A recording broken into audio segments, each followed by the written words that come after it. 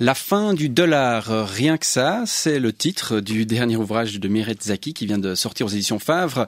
La journaliste y prédit que la fin du billet vert comme monnaie de réserve internationale, une thèse qui ne fait pas l'unanimité dans la communauté financière. Eh bien, on va en débattre de cette fin du dollar avec tout d'abord Mireille Zaki, rédactrice en chef adjointe du bimensuel Bilan. Bonsoir.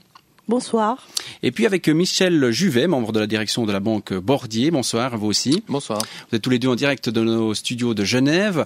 Alors, première question, Mireille Zaki, est-ce que ce titre n'est pas en fin de compte un peu provocateur? Vous êtes journaliste, vous savez titrer, mais la fin du dollar, vous y croyez vraiment? Oui, parce que c'est la fin d'un monde, d'une certaine manière, un monde qui a été en place depuis la Deuxième Guerre mondiale, un ordre mondial dans lequel le dollar a pris progressivement une place hégémonique, qui aujourd'hui est en train doucement de se démanteler, tant au plan financier qu'au plan géopolitique. Et tout ça est expliqué de manière tout à fait concrète dans le livre. Alors vous, Michel Juvet, vous y croyez pas du tout à cet effondrement du dollar? Non, je pense que c'est une question de titre. Donc effectivement, sur le titre La fin du dollar, je partage pas l'opinion sur la fin du dollar. Si on parle de disparition progressive de l'influence et de l'utilisation de monnaie dans le monde, évidemment que je suis d'accord ici avec l'analyse de Mireille Zaki.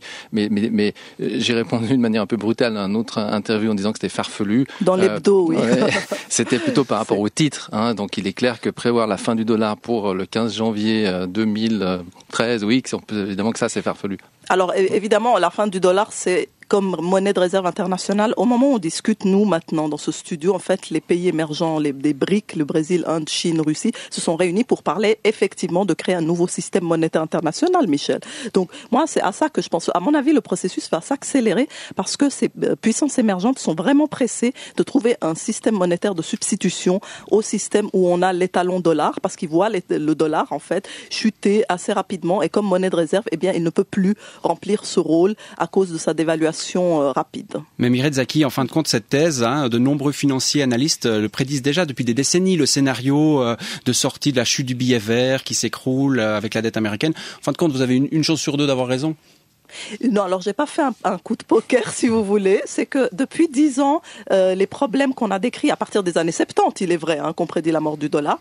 Depuis 10 ans, il y a eu un dérapage de la politique monétaire de la Fed. Ça, je pense que des économistes comme Michel l'ont analysé, l'ont vu très bien. Il y a eu une accélération sans précédent de l'expansion monétaire dans ce pays, qui moi me fait dire qu'il y a eu une inflation galopante et une création de monnaie qui va transformer bientôt le dollar en monnaie de singe. Donc les créanciers des États-Unis, comme la Chine, le Japon, d'autres pays, banques centrales étrangères, savent qu'ils vont être remboursés dans une monnaie qui n'est pas le dollar courant, voire peut-être pas en dollars du tout, mais en tout cas, le pays est en train de faire une sorte de défaut par dévaluation actuellement.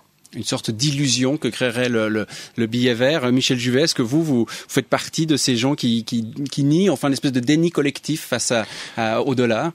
Évidemment que non, dans mon métier, j'ai pas pour responsabilité de tomber amoureux d'un actif financier ou d'une devise. Mon métier est justement de me dire, tiens, est-ce que c'est une devise qui est solide ou un actif qui est solide ou pas, quels sont les problèmes et quels sont les enjeux. Donc, à ce titre, je rejoins l'analyse de Mireille. C'est vrai que la situation américaine, et on l'a déjà dit il y a plusieurs mois, est aussi grave que la situation européenne. Là où probablement j'ai une petite différence par rapport à ce que tu dis, Mireille, c'est que je pense que la situation européenne est aussi grave que la situation américaine et vice-versa. Ce qui fait que d'un point de vue d'analyse de devises, et c'est ce qui se passe dans les marchés, on est tout le temps en train de se demander mais quelle va être la devise alternative, non pas au dollar, mais à ces deux monnaies, puisqu'effectivement ces deux monnaies posent un problème de stabilité et de crédibilité. Et comme on vient de le dire, c'est vrai que les pays émergents sont en train ils prennent de la puissance, ils constituent un poids important en géopolitique et en économie dans le monde aujourd'hui, ils se manifestent et ils ont envie aussi d'avoir une monnaie dans laquelle ils mettent leur devise qui soit solide, parce qu'il ne faut pas oublier, comme on l'a dit, la Chine a placé 1200 milliards de ses réserves dans le dollar, donc elle n'a pas envie de voir cette monnaie s'effondrer non plus. Mais elle aimerait peut-être s'en débarrasser. Alors oui, l'alternative, ce serait un monde multimonétaire composé de monnaies fortes. C'est ce que les pays émergents veulent maintenant. Parce que pour moi, l'euro fera partie de ce panier. Ça, c'est sûr. Le dollar aussi, mais il sera un petit peu plus marginalisé qu'actuellement. La différence entre l'euro et le dollar, pour moi, c'est que les pays d'Europe sont allés beaucoup plus clairement vers l'austérité. Contrairement à ce qu'on dit, ils ont agi de manière plus claire. La Banque centrale européenne a été plus rigoureuse. Elle n'a pas été l'amie des marchés financiers, alors que la Réserve fédérale américaine a été très supporteuse des marchés financiers. Elle a pris énormément de risques sur son propre bilan. Elle a beaucoup moins aidé à la rigueur au retour à une austérité, mais elle a surstimulé l'économie. Et en plus, s'ajoute à ça le fait que les États-Unis constituent pour moi un risque systémique gigantesque pour la planète, ce qui est moins le cas de l'Europe et encore un peu moins le cas de la Chine. Le risque systémique, la monnaie qui se trouve partout, si vous voulez, qui métastase le système financier planétaire, c'est le dollar. S'il s'effondre, ça aura vraiment des conséquences dans les porte-monnaies de tout un chacun. Vous et moi, on va sentir cette crise de la dette américaine de très près si elle se produit. C'est donc pas un risque qu'on peut se permettre d'ignorer. Le dollar comme cancer de l'économie mondiale, Michel Juvet? Bon, je dirais pas jusqu'à utiliser ce terme, mais c'est vrai que depuis qu'il a été, décroché de sa parité fixe, il n'a fait que baisser. Donc il a une influence négative sur ses concurrents et les Américains ont toujours considéré que le dollar c'était le problème des autres finalement et que s'il baissait, c'était pas leur problème. Donc en ce sens, c'est vrai que l'Amérique a un rôle un petit peu néfaste puisqu'elle fait baisser sa monnaie quand elle a vraiment envie et que c'est utile pour elle.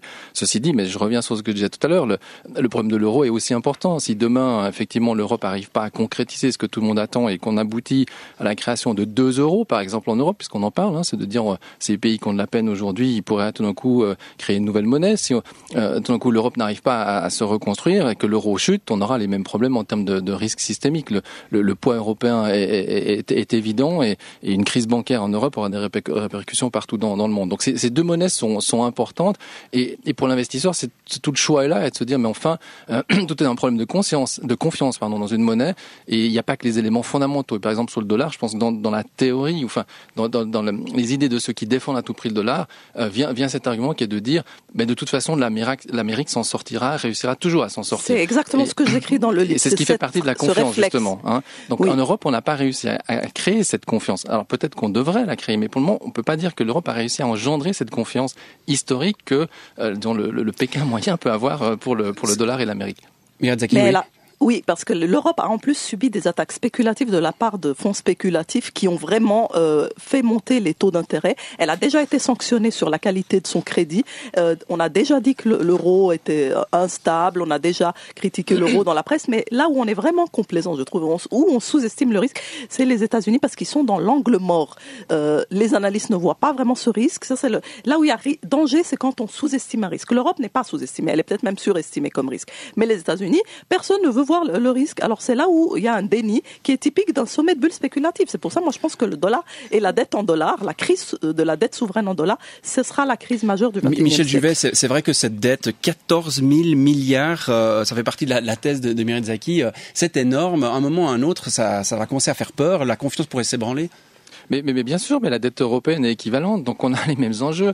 Mais là où tu as raison, Mireille, c'est qu'on a eu peur sur l'Europe. Maintenant, les marchés vont regarder l'Amérique et qu'on passe de l'un à l'autre en continuité comme ça. Donc ça, c'est clair. Mais la dette européenne est gigantesque et c'est pour ça qu'on a des problèmes de crédibilité sur. Si on regarde les ratios d'endettement, Michel, je m'excuse d'entrer dans les chiffres, mais les États-Unis sont plus endettés et la situation des États américains est plus grave et des municipalités aussi. C'est à tous les niveaux. Les ménages, les entreprises, les États, les comtés, les municipalités sont un peu en crise. La Réserve fédérale elle-même a un bilan qui est trop risqué. Je pense que là, on a une espèce de gangrène de la dette qui est arrivée à un stade très difficile à réparer aujourd'hui. Et surtout, le gouvernement ne prend pas la direction de s'accorder entre les deux parties et de prendre les bonnes décisions. Je suis d'accord, mais on peut pas dire que le problème est totalement sous-estimé. Peut-être que les gens que tu as rencontrés sous-estimaient totalement le problème, mais quand on regarde le cours du dollar depuis maintenant 2 ans, on peut pas dire que le problème est sous-estimé. Au contraire, on voit beaucoup de gens. À mon avis, ça, c'est les banques centrales qui vendent. Effectivement, qui vendent du dollar pour acheter de l'euro, certainement. Mais il y a aussi beaucoup de monde dans le marché qui hésite à acheter du dollar et la confiance est diminuée. Il n'y a pas de doute. Et tout le monde se pose cette question, est-ce que le dollar va réussir à s'en sortir?